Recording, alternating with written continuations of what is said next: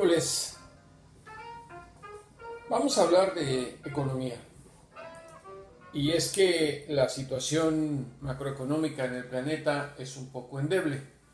Pero lo grave de todo esto es cuando hay alguien en estado de negación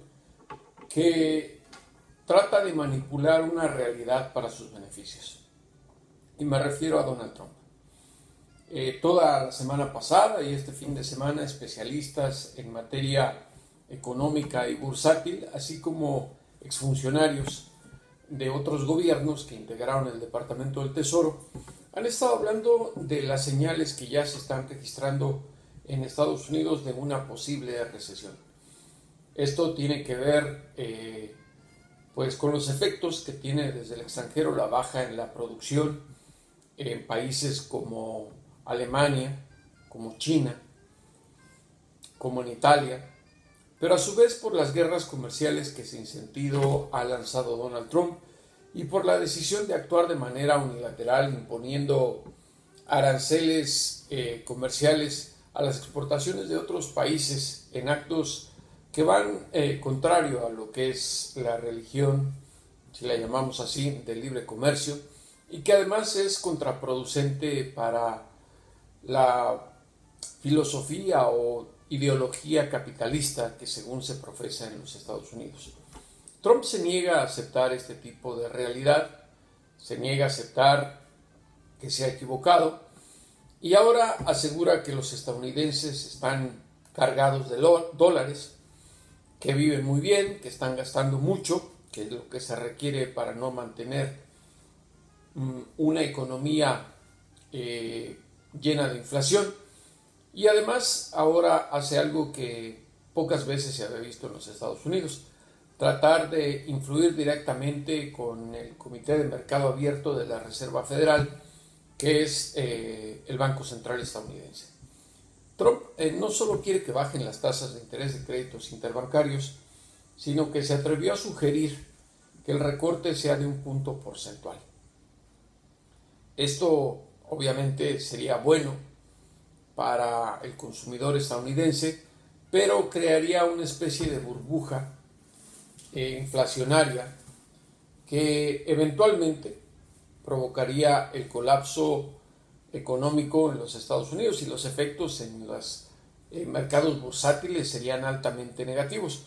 porque además se sabe perfectamente que cuando se solicita mucho crédito por las tasas tan bajas que puedan existir en el momento, eventualmente la productividad, la demanda,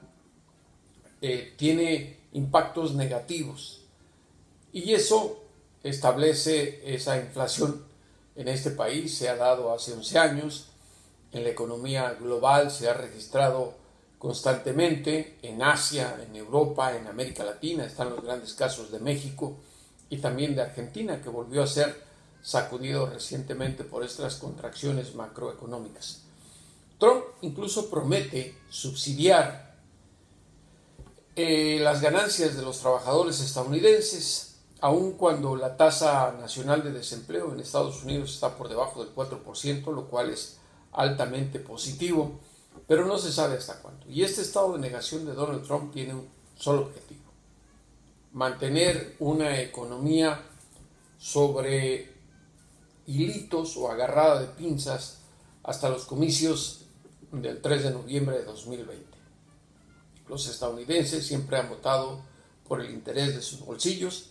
y no por ideologías políticas ni republicanas, ni demócratas, ni independientes. Es un país capitalista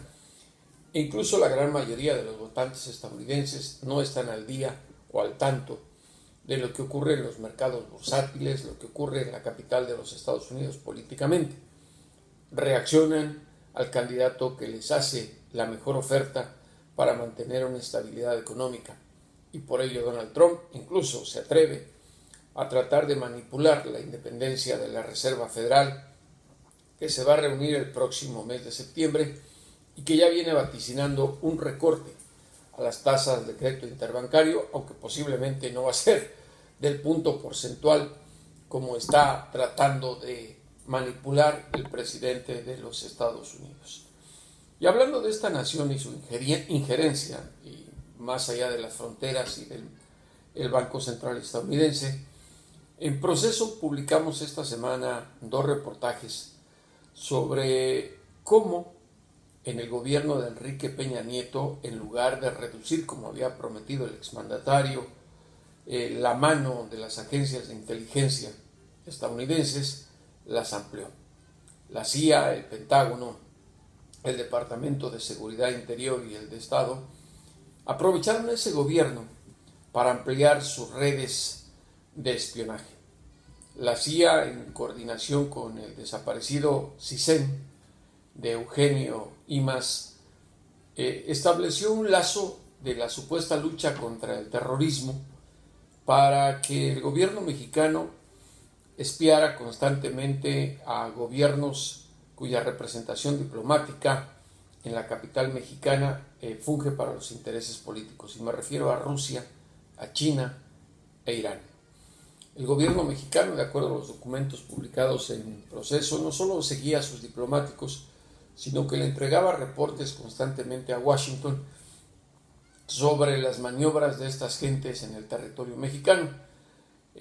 Algunos para establecer una especie de bloque a que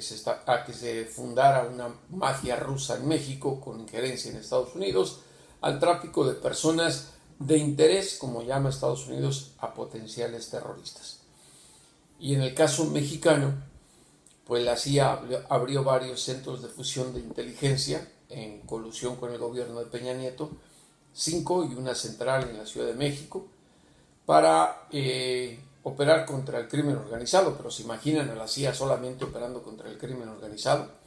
Espiaron al Chapo y dicen que descubrieron 140 empresas ligadas a 19 familiares de Guzmán Loera, lo cual es bueno y debería investigar el gobierno mexicano. Pero así como Proceso obtuvo estos documentos del espionaje mexicano, imagínense conseguir los documentos que la CIA pudo haber obtenido en esos mismos años, 2013, sobre lo que espiaron de los políticos mexicanos.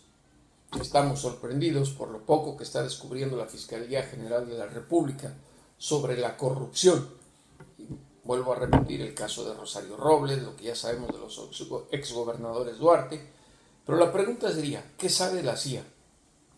de posibles actos de corrupción, no solo de Peña Nieto, sino también de Felipe Calderón,